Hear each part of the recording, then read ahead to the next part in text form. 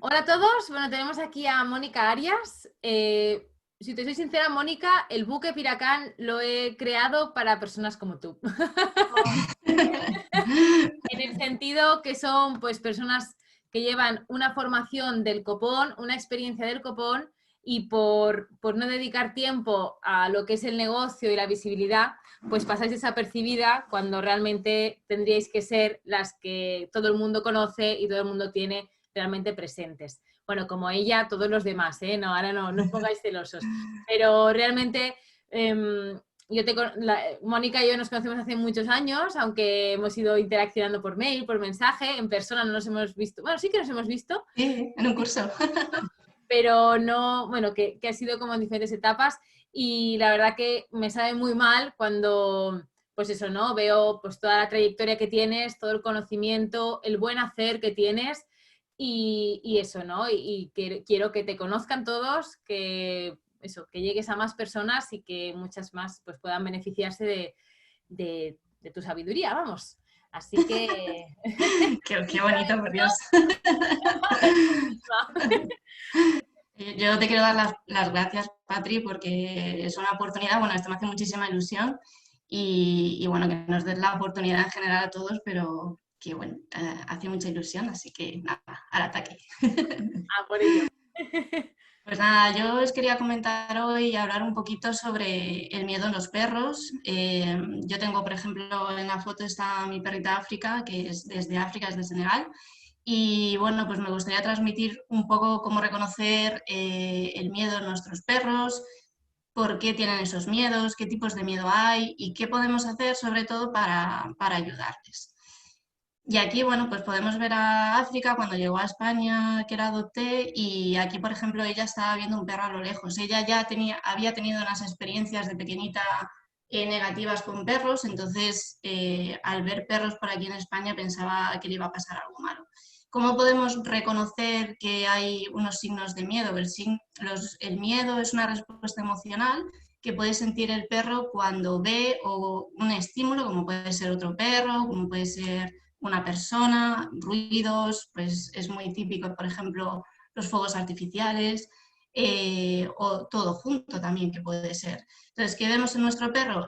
Si lo vemos de manera general, en lo que es la postura del perro, la postura de miedo, la postura defensiva, que en la teoría te dicen que el perro está todo echado hacia atrás, el cuerpo, las orejas, el rabo, y luego en la realidad pues hay muchos matices, ¿no? Aquí ella tampoco se está asustando muchísimo, pero sí que se ve el rabito entre las patas, las orejas están un poquito hacia atrás, aunque las está elevando, está también un poco en alerta a ver qué pasa.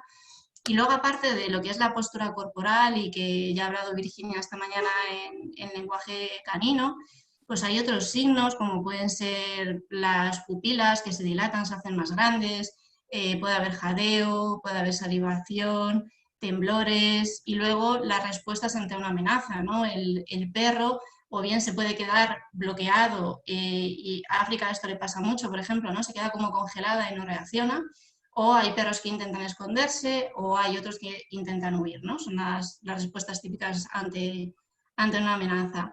Y de ahí, si va subiendo en intensidad, hay perretes que también se pueden llegar a hacer pis y caca encima del miedo que tienen o vaciar los sacos anales, que se nota porque hay un olor muy fuerte. Entonces, ¿esto qué sucede? Que si nuestro perro está en un parque, por ejemplo, y escucha un petardo y se asusta, pero luego sigue con su normalidad, con su paseo, el olfateo, no pasa nada porque digamos que la respuesta de miedo ahí tiene una respuesta adaptativa de supervivencia y no pasaría nada. El problema es, por ejemplo, con los miedos a tormentas, que hay perros que ya lo que hacen es anticipar y en el momento que ven un día nublado, ya se les puede ver este tipo de síntomas y luego a lo mejor, aunque tengamos un día nublado, luego no hay una tormenta, ¿no? Entonces, esa anticipación le llamamos ansiedad. Y luego hay lo que es la fobia, que es este miedo, pero ya de una manera desproporcionada, ¿no? La intensidad es muy alta y la duración también, ¿no? Son perros que igual a lo mejor escuchan un trueno y se esconden debajo de la mesa con una postura muy agachada y se reconoce, ¿no? Que lo están pasando muy mal, están temblando, están jadeando, están salivando, no se quieren mover de ahí y les afecta su vida cotidiana, como por ejemplo que luego tenga que irse de paseo y de esa mesa no quiere salir y a lo mejor puede estar ahí horas, ¿vale? Y a lo mejor la tormenta haya acabado, ¿vale? Entonces es un poco la diferencia entre miedo, ansiedad y fobia. Y Y luego, por ejemplo, sí, Patri. algo que seguro que se le ocurre a muchas personas, ¿realmente esto puede ir en aumento o tienen ese miedo y ya está? Porque es algo que seguro que ¿no? Que hay gente que solo pide ayuda, ¿no? O recurre a ti cuando ya realmente la cosa ha pasado, ¿no? De lo que dices de miedo a ya una fobia, ¿no? Realmente Exacto. tendríamos que adelantarnos, ¿no? Un poquito, prevenir Mm, antes de llegar ahí, ¿no? Que explicar un sí. poquito más. Sí, eso sería lo ideal, que en cuanto veáis síntomas que, como os he comentado, no dejéis pasar, porque por ejemplo a mí cuando me llegan las familias han dejado pasar mucho tiempo y ya estamos a lo mejor en un estado de fobia, que claro, cuesta mucho más tiempo y mucho más trabajo trabajar ese problema del comportamiento. Lo ideal es que no se deje pasar mucho tiempo, porque claro, si no hacemos nada, y imaginaros, hay un primer susto con una tormenta, viene otra o se ve mucho con los fuegos artificiales, Mm. eh, o sea, llega hasta tal punto que es muy complicado. Hemos tenido un caso que a mí me llama mucho la atención de un perrete que después de las Navidades se tiraba 2 meses, enero y febrero, sin salir a la calle. Un perro que había aprendido a hacer pis y caca en la calle y que no eliminaba. Y que, claro, eso crea infecciones. Eso ya llega a un punto que no es de dejar pasar años. O sea, cuanto antes se ponga remedio, mucho mejor. Ujú. Y luego lo mismo con cachorros, ¿no? Porque muchas veces llega Claro, un cachorro que es un poco inseguro, ¿no? Que ahora lo hablarás, ¿no? El por qué tiene y ahora hablaremos un poquito de eso, pero que yo siempre digo que los problemas crecen, ¿no? Que realmente exactamente. si somos de los 80, sabemos a qué nos referimos, ¿no? Sí, La sí, tele que se llamaba así, pues no, eso, ¿no? Que vemos a un cachorro y dices, bueno, esto ya se irá pasando, es que es muy jovencito, ¿no? no, Y que realmente no es así. Mm. no es así, no. Hay que poner, de hecho, es lo que quería hablar un poco en esta diapositiva, ¿no? Que en cursos de formación que doy a familias es muy frecuente que salga pues, temas como esto ha sido culpa mía. Yo siempre digo que las culpas no son muy útiles, no sirven de mucho y que es que en comportamiento tenemos diferentes factores, ¿no? Se dice que los problemas de comportamiento en etología es multifactorial. Tenemos varios factores que están afectando al problema del comportamiento y entre uno de ellos es este que dices tú, Patricia, que es la falta de socialización, ¿no? Si al cachorrito entre las 3 semanas hasta los 3 meses le vamos acostumbrando y asociando ciertos estímulos como pueden ser sonidos y que los reproducimos con sonido, que nosotros podemos controlar el volumen y lo asociamos con estímulos positivos, estamos jugando, le damos chuches, hay juego, claro, el cachorro va a asociar que no pasa nada y cuando llega la vida adulta todos estos problemas de miedo hay una gran prevención. Eso sería una de las causas. Y luego hay muchas otras que tampoco me quiero meter por problemas de tiempo, pero es esto, ¿no? Transmitir que no hay culpas y que hay muchos factores. Ya puede ser porque no ha habido una socialización, a lo mejor los padres ya tenían el miedo y el miedo se hereda, o hemos tenido perretes también que iba todo perfecto, han llegado a la vida adulta. Una perrita que tuve, por ejemplo, a Isa, y de repente sufrió una experiencia traumática, la atacó un perro y a raíz de eso empezó a tener miedo a muchos perros y a cada vez a más perros. Entonces, bueno, quiero decir que hay muchas causas, ¿vale? Yo siempre digo que hay que tener respeto por nuestro yo anterior, ¿no? Y las cagadas anteriores nos llegan hasta donde estamos ahora y realmente pues se hizo lo mejor que se supo en ese momento concreto, ¿no? Luego ya cuando tienes más formación, más experiencia, pues cada vez pues haces menos cagadas, ¿no? No es que lo hagas, que lo hagas perfecto Claro. y así. Y luego, Claro, bueno, todo esto porque sí. lo estudiamos, pero claro, yo al principio cuando tuve perro que no había estudiado, pues todos hemos cometido errores y hay que dar mucha información para que llegue a muchas familias y que puedan hacerlo lo mejor posible. Sí, de hecho, si estamos aquí todos en este sarao, es porque realmente cuando pasa algo traumático, ¿no? Como puede ser el ataque de un perro o cualquier cosa, ¿eh? Porque también a veces pensamos que algo traumático tiene que ser algo como muy, muy pomposo, ¿no? Pues un ataque o un tal, pero a veces puede ser simplemente que a la vecina se le ha caído una maceta, ¿sabes? Que depende de la sensibilidad del perro, pues puede ser una cosa u otro. Y realmente aquí el factor que más condiciona cómo va a reaccionar ese perro en el futuro es el humano que tiene detrás. ¿no? Cómo reaccionamos nosotros, cómo, pues eso, ¿no? ¿Qué dedicación le hacemos, cómo, bueno, todo lo que nos vas a explicar hoy, pues eso realmente es lo que va a condicionar a veces más que la experiencia en sí. Entonces, por eso estamos todos aquí, un poco para eso, ¿no? Cultivar vuestras mentes, humanos, para que, eso, ¿no? Que los perros pues, puedan reaccionar mejor y avanzar. Nada, que no te corto más, que me enrollo. No, yo encantada, pues, así es mucho más rico. Bueno, y nada, tipos de miedo, pues hay diferentes tipos de miedo, ¿no? Pues hay un perro que puede tener miedo a otras personas, el mismo perro puede tener también miedo a perros o no. Perros que también tienen miedo a ruidos, ya os digo, pueden ser tormentas, fuegos artificiales, tráfico, la aspiradora de casa, el secador de pelo, gran variedad. Y luego el miedo generalizado, que llamamos en etología o síndrome de privación, que digamos que es el miedo a la suma de esas tres anteriores. Son perretes que tienen miedo a personas, a perros, a ruidos.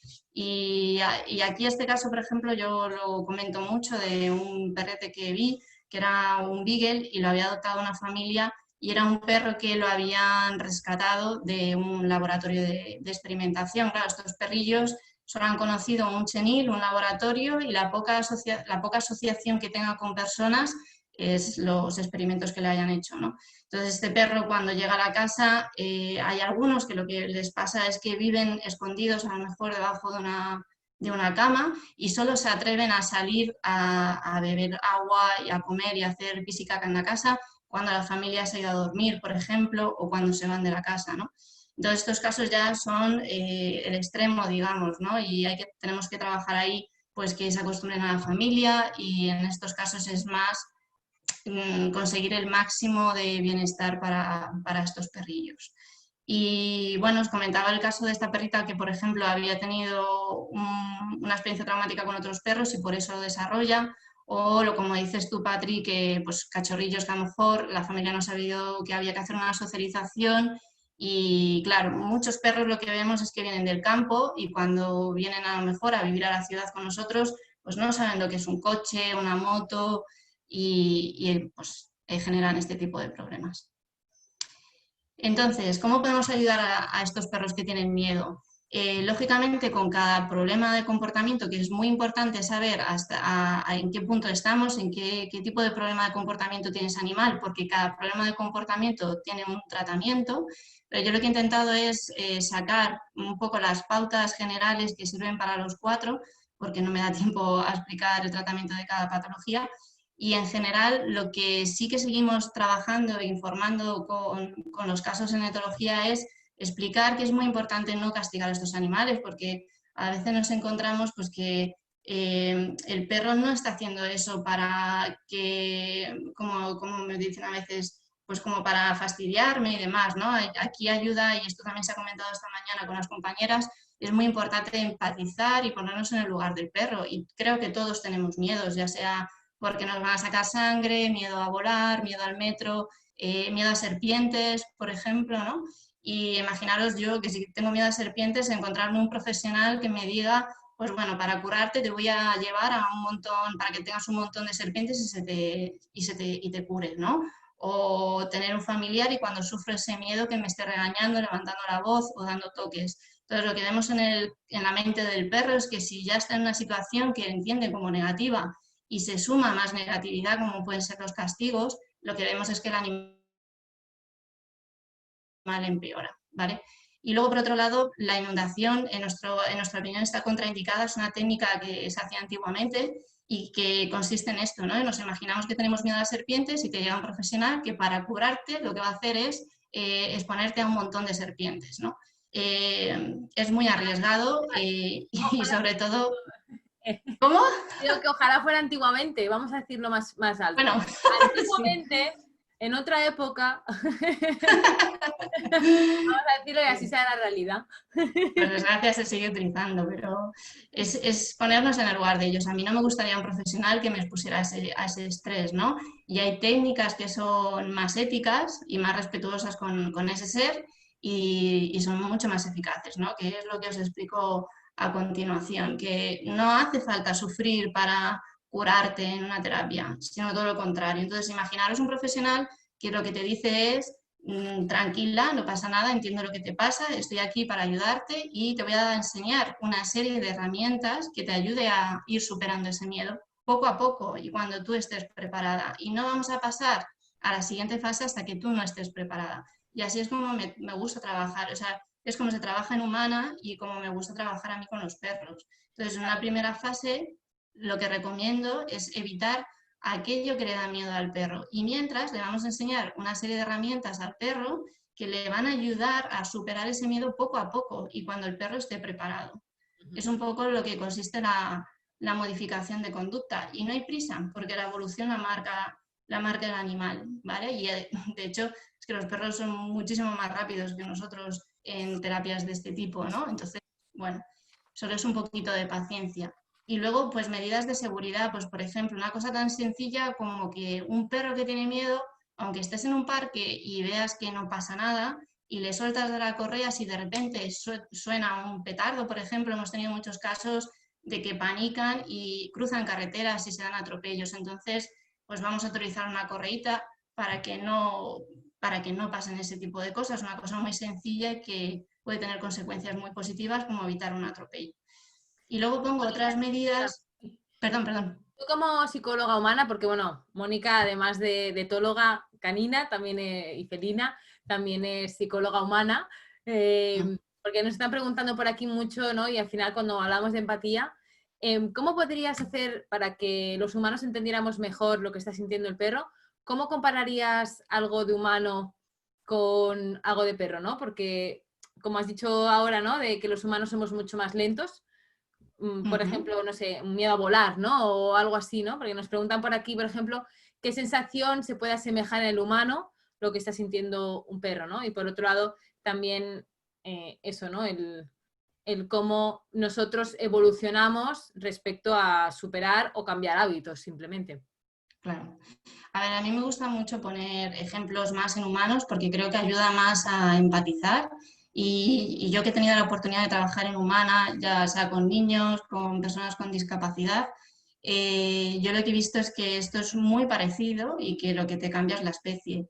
Y sí que es verdad que la diferencia que veo es que igual que nosotros podemos ver físicamente que al animal a lo mejor le han operado y sale andando, esa es la rapidez a la que me refiero, ¿no? A lo mejor nosotros necesitamos más tiempo de hospitalización para poder salir andando. Entonces, es esa diferencia de tiempo, ¿no? Pero a la hora de trabajar técnicas, la base de modificación de conducta, y creo que el trato debería ser lo mismo. O sea, al final, yo muchas cosas que trabajaba con niños en psicología humana, lo hago con perros. Por ejemplo, utilizar el juego, es una herramienta de terapia. Uh-huh. No, es que hay veces que, estamos hablando todo el rato de empatía, ¿no? Que a veces queremos que nuestros perros cambien algo, ¿no? Pues eso, que no quiero que tenga miedo a los petardos, ¿no? Ahora que estamos poniendo este ejemplo. Y luego tú no eres capaz de dejar de comer azúcar, ¿sabes? Y es Claro, algo súper consciente que puede estar en tu mano, ¿no? Entonces, nosotros nos cuesta muchísimo cambiar hábitos, y digo un hábito por algo que es controlable, ¿no? Porque el miedo al final es otra historia. Pero me refiero a que nosotros mismos no somos capaces a veces de cambiar cosas que podemos controlar y pretendemos que nuestros perros, algo que no pueden controlar y que encima no está en su mano, que lo cambien mucho antes que tú, pues eso, ¿no? Dejar de comerte 5 ensaimadas al día. Poner un ejemplo muy... Por ejemplo, exactamente. No, Yo, por pero... ejemplo, yo confieso, me da mucho miedo cuando me tienen que sacar analítica de sangre, entonces yo llevo muchos años y haciéndome autoterapia a mí misma, pero claro, mi perra, que la pobre no lleva ni 5 años, me ha ganado en velocidad en superar muchísimas más fobias que yo. O sea... Habrá que entrenarte con ladrillos de golosina. A mí me ganaríais, ¿eh? Lo digo de verdad. A mí me funciona también. Otras medidas no me voy a meter, pero vamos, que hay muchas otras más ayudas, por ejemplo, el ejercicio físico, igual que a nosotros nos recomiendan una dieta sana y hacer ejercicio físico, en el perro también se ha visto en diferentes estudios científicos que tienen muchos beneficios y para el miedo también, y no me meto más aquí, que hay muchas cositas. Nada, solo deciros, o sea, mi objetivo era transmitir cómo podemos reconocer si nuestro animal está sufriendo miedo, ansiedad, fobia, qué diferentes tipos de miedos hay y sobre todo un poco el mensaje de vamos a empatizar lo que más podamos con nuestros perros e intentar no forzarles, sino todo lo contrario y bueno, alguna de estas cositas que os he dicho para ayudarles.